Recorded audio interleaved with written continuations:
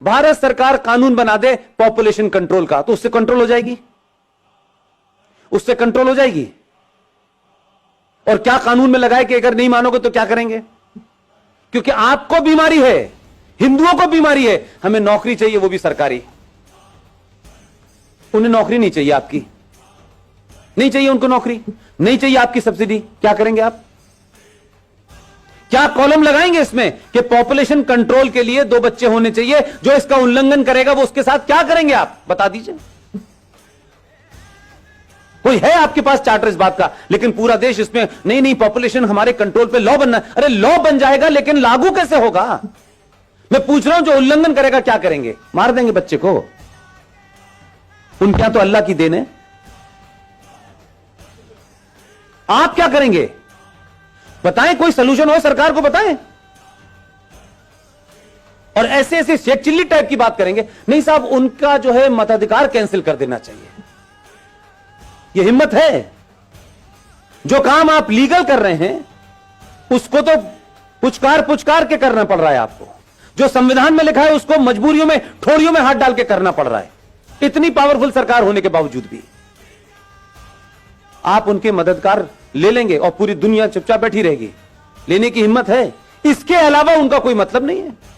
उन्हें इसी काम के लिए तो बच्चे पैदा कर रहे हैं वो, और किस काम के लिए कर रहे हैं? बाकी दुनिया तो उनकी चली रही है। कितने लोग उसमें से सीईओ बनने के लिए जा रहे हैं? उनका तो पढ़ा लिखा इंजीनियर और डॉक्टर जो है केरला और मध्य प्रदेश, महाराष्ट्र से आईएएस में भर्ती होने जा रहा है।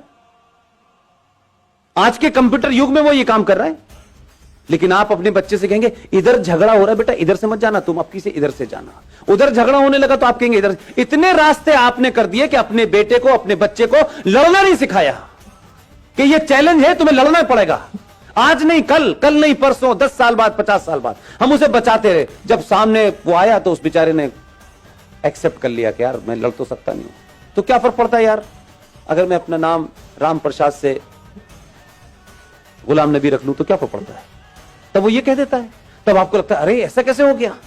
इसलिए लवजहाद का भी शिकार आप हैं, क्योंकि आपको फुर्सत नहीं। मैंने बताया कि ना, माताजी गई हैं कीर्तन सुनने, पिताजी पैसे कमाने गए, घर में कोई भाई नहीं है। वो लड़की जो आपके घर में है भाई, उसके भी मन में बदलते हुए समाज की चीजें हो रही होंगी कि नहीं? वो भी किसी से बात करेगी कि नहीं? उसके बरखिलाफ दूसरे समाज में वो बीमारी वहां क्यों नहीं हो रही और आप क्या क्यों हो रही है? क्योंकि आप तो ज्यादा पढ़े लिखे हैं, आप तो बहुत मॉडर्न हैं, उसके बाद ये बीमारी आपकी हो रही है। और इतनी हो रही है कि अब आप चिंतित हैं। आपने अपने कारणों से ऐसे संकट पैदा किए हैं। आपका बस चले तो ये भी कहें कि अब इस पे भी कानून है। कानून के पीछे पड़ गए। कानून को कौन मानता है? कानून तो रेप का भी है, कानून तो दहेज का भी है। कुछ रोक रहा है? जब समाज में एक बड़ी आबादी भीड़ तंत्र में तब्दील हो गई हो, जो सुप्रीम कोर्ट को डराती हो, जो संसद को डराने में सक्षम हो, तब कानून कुछ नहीं करता है, तब समाज को करना चाहिए। भारतीय जनता पार्टी का ठेका है क्या? आरएसएस का ठेका है सिर्फ कि वही सिटीजन अमेंडमेंट एक्ट पे निकलेगी? ये भारत के बाकी लोग जिनका आरएसएस से या बीजेपी से कोई संबंध नहीं है, वो क्या हाथ बांध के पीछे खड़े रहेंगे? फेसबुक पे बस बोलेंगे वो खुद क्यों नहीं कुछ कर रहे? कोई रोक रहा है क्या आपको? अगर वो ऑर्गेनाइज कर रहे हैं तो उसमें भी आप जाके शामिल क्यों नहीं हो रहे? जो बीजेपी का है वो जाएगा क्योंकि वो कार्यकर्ता है, उसको टिकट लेनी है, उसको कुछ बनना है, उसको कैरियर है, इसलिए वो जाएगा। लेकिन दूसरी तरफ क्या हो रहा है? अहले हदीस का भी आ गया है, बरेलवी का भी आ गया है, देवबंदी का भी आ गया है, सब बाहर आ गए। इस वक्त लड़ाई उनकी मुश्तरका है, इसलिए सब निकल के आ गए। लेकिन अभी भी आपकी लड़ाई है, समाजवादी वाला हिंदू क्यों जाएगा, वो क्यों नहीं जाएगा, ये नहीं जाएगा। वो एक ही पार्टी का काम है, एक पार्टी का काम नहीं है। ये citizen amendment bill Bharatiya Janata party का एजेंडा नहीं है। वो पॉलिटिक्स में है, उनकी पार्टी सत्ता में है, इसका मतलब नहीं सारा ठेका उन्हीं का है। मेरा और आपका जो उसका भारतीय जनता पार्टी से डायरेक्टली इनडायरेक्टली कोई संबंध नहीं है, लेकिन एक इस नागरिक के नाते, इस देश के एक समझदार, एक ईमानदार सिटीजन के नाते मेरी कोई भूमिका नहीं है। दंगे होंगे तो पुलिस रोकेगी, जुलूस निकालना होगा तो बीजेपी निकालेगी, हम सिर्फ जो है बैठे बैठे अपने लड़के को अमेरिका भेजने का रास्ता बताएंगे। ये नहीं चलेगा। एक संकट नहीं है, यह सिर्फ शुरुआत है जो बहुत दिन से रुकी हुई थी। इसलिए मैं कहता हूं कि इस देश में राष्ट्रवादी ताकतें, सनातनी शक्तियां जैसे जैसे मजबूत होंगी, इस देश में गद्दारों के चेहरों से बेनकाब जल्दी होंगे। लिहाजा अगर आप ये चाहते हैं, सरकारें आएंगी, सरकार चली जाएंगी, कोई पता नहीं है कौन कितने समय तक रहने वाला है। देश तो पहले भी चल रहा था, घिसट रहा था, कुछ अच्छा था, कुछ बुरा था, कुछ जीते कुछ हारे, ये सब चल रहा था। लेकिन अपने दिल पे हाथ रखिए कि जिन समस्याओं को हम नेहरू जी ने दे दी है, ये गांधी जी ने दे दी है, ये फला ने दे दी है, ये उसने कर दी है, जब उन समस्याओं को जड़ से खत्म करने का समय आ रहा है तो फिर इतनी अगर मगर क्यों हो रही है? फिर इंतजार किसका हो रहा है? पहली बार इस देश में सरकार राष्ट्र के लिए काम कर रही है, तो समाज की जिम्मेदारी क्या है कि पूरी ताकत से खड़े हों और सरकार को यह भरोसा दिलाएं कि हम जो काम आप कर रहे हैं वो हमारे लिए शायद उसका तत्कालिक कोई फायदा हो ना हो, लेकिन आने वाली नस्लों के लिए होगा। यह तय होगा कि 20 साल के बाद मेरे बच्चे टोपी लगाएंगे, मेरी बेटियां बुर्का पहनेंगी या नहीं पहनेंगी। अगर नहीं चाहते हैं तो ताकत से खड़े होइए। वो कौन है, कौन नहीं है, कैसा है, बुरा है, अच्छा है, यह महत्व नहीं है। इस समय कई सवाल पूछने का समय नहीं है, दूसरे सवाल नहीं पूछ रहे हैं। पूरी दुनिया में है, पाकिस्तान नेशनल असेंबली का चेयरमैन चिट्ठियां लिख रहा है सऊदी अरब को। 2.5 लाख की रैली निकल रही है उस बांग्लादेश को जिसे आपने चड्डी बनियान पहनना सिखाया है। नंगे घूम रहे थे वो, जिनकी आधी आबादी आपके मुल्क में है, और आपके मुल्क में सत्ता लोभी लोग उनको कह रहे हैं इनको रखो, ये हमारे दबान है, क्योंकि इन्हीं से हमें वोट मिलेगा और इसी हम सत्ता में रहेंगे। यही कारण रहा होगा 1000 साल पहले भारत के गुलाम होने का, जो आज दिखाई देता है मुझे।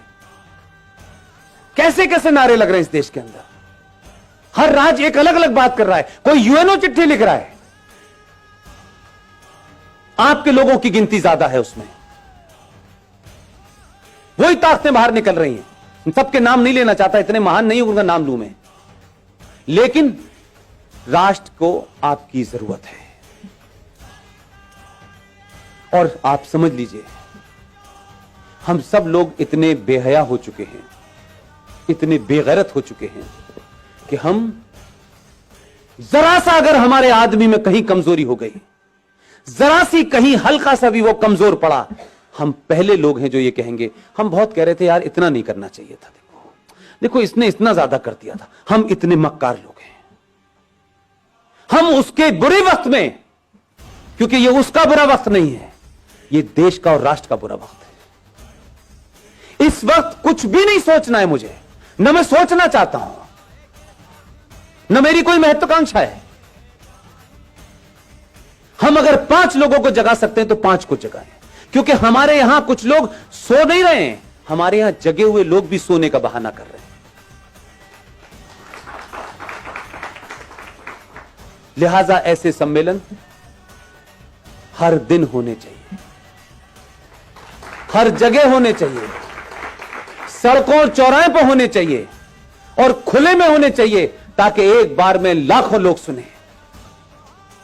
इसकी यह महत्वता नहीं है कि इसमें कौन बोलने आया है, कौन चीफ गेस्ट है, कोई ना कोई आता रहेगा। और आपने सोचा भी नहीं होगा कि इस देश में 15-20 लोग इसी समय देश के अलग अलग कोनों पे बोल रहे हैं। उनका किसी पार्टी से कोई संबंध नहीं है, वो किसी पार्टी के ऑफिस नहीं गए। हमारा राष्ट्रवाद राज्यसभा की कुर्सी तक महफूज नहीं रहना चाहिए। अब हम राज्यसभा में आ गए तो हमारा राष्ट्रवाद पूरा हो गया, अब हमें सत्ता की मलाई खानी है। उससे पहले हम बहुत राष्ट्रवादी थे। मैंने कई लोगों को रातों रात बदलते देखा है पिछले 6 महीने में, माफ कीजिएगा। एकदम दुकान बंद हो गई है उनकी, अब वो पॉलिटिकली करेक्ट हो गए हैं। अब उन्हें उन लोगों में बैठना है जिन्हें इंटेलेक्चुअल कहा जाता है। अब उन्हें हिंदुत्व की बात करना थोड़ा सा ऐसा लगता है, भाई देखो हमें ध्यान तो रखना चाहिए, इस देश में 35 करोड़ मुसलमान हैं, तो 6 महीने पहले क्यों बोल रहे थे? इसलिए आपके यहां ईमानदारी नहीं है। 15-20 लोगों में चाहे मेजर जनरल जीडी बख्शी हो, कर्नल RSN हो, सुशील पंडित हो, गौरव आर्या हो, ललित अंबरदार हो, इनमें से कोई एजेंडा है किसी का?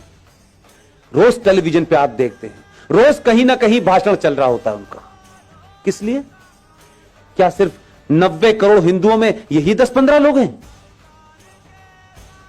क्यों नहीं हर घर के अंदर 2-2 लोग पैदा हो रहे हैं? क्यों हम ये मानते हैं कि राष्ट्रवाद एक शाम में चाय पीने जैसा है, कोई थोड़ी देर के लिए राष्ट्रवाद भी बात कर लें? कुछ लोगों का राष्ट्रवाद 9 बजे रिपब्लिक टीवी देख के शुरू होता है और 11 बजे कहते हैं बस भारत माता की जय, सो जाओ। राष्ट्रवाद जीना होता है। अगर आपको अपने पे गर्व नहीं है, अपने इतिहास पे गर्व नहीं है, आपको बौनों जिन्होंने गुलाम बनाया है, अगर आप उनको महसूस कर रहे हैं, आप उनको मजबूरी में आपको झेलना पड़ रहा है, तो इसका मतलब यह है कि आपके अंदर कोई अपना स्वाभिमान नहीं है। जिसमें स्वाभिमान नहीं होता उसे राष्ट्र की कोई चिंता नहीं होती। उसको किसी भी हालत में रख दो, वो एडजस्ट कर लेगा, वो नाम बदल लेगा, वो धर्म बदल लेगा, वो लड़की की शादी करके एक नया रिश्ता बना देगा और नाम लगेगा, रख लेगा अपना शब्बीर कुमार। वो कुछ भी कर लेगा। अगर जागृत समाज होता तो उस दिन बोलना चाहिए था जिस दिन गुलशन कुमार की हत्या हुई थी। आप 3 चीजें रख रहा हूं रवि भाई, ध्यान दीजिएगा। इस देश की प्राइमरी एजुकेशन को हमने क्रिश्चियंस के हाथों सौंप दिया है, राइट? इस देश के इतिहास को हमने 70 सालों में कम्युनिस्टों के हाथों में सौंप दिया था। और तीसरी चीज बताऊं, इस देश का एंटरटेनमेंट आपने जिहादी मुसलमानों के हाथों छोड़ दिया। आपकी तीनों चीजें आपके पास नहीं हैं, इसलिए गुलशन कुमार की हत्या हुई, आप समझे ही नहीं कि उसका क्या मसला था। गुलशन कुमार की हत्या भारत की एंटरटेनमेंट इंडस्ट्री के अंदर भजन, कीर्तन और मंदिर को बाहर कर दिया उसने। और अब मौला रे मौला होता है, लड़की हिंदू घर की होती है, लड़का मुसलमान घर का होता है। हर फिल्म में बताया जाता है इस्लाम कितना अच्छा है, हर फिल्म में बताया जाता है कि मुसलमान कितना अच्छा होता है। आपकी नई जनरेशन इसी चक्कर में गफलत पे है। ना आपने खुद इतिहास लिखा है, ना प्राइमरी एजुकेशन आपके पास है, ना ही इंटरटेनमेंट का कोई नैरेटिव आपके पास है। इसलिए दिवाली पे सलमान की पिक्चर रिलीज होगी, ईद पे शाहरुख की होगी और क्रिसमस पे आमिर खान की होगी। आपकी फिल्म कहां बन रही है, कैसे बन रही है, पता नहीं। हम अपने आइकॉन नहीं ढूंढते। और कोई आदमी राष्ट्र के लिए बिना किसी लालच के कोई काम भी कर रहा होगा तो सबसे पहले हमें उसी के अंदर कुछ नुस्ख निकालना होता है। हम उसको कैसे मजबूत करें, इसकी हमें चिंता नहीं होती। हम एहसान करते हैं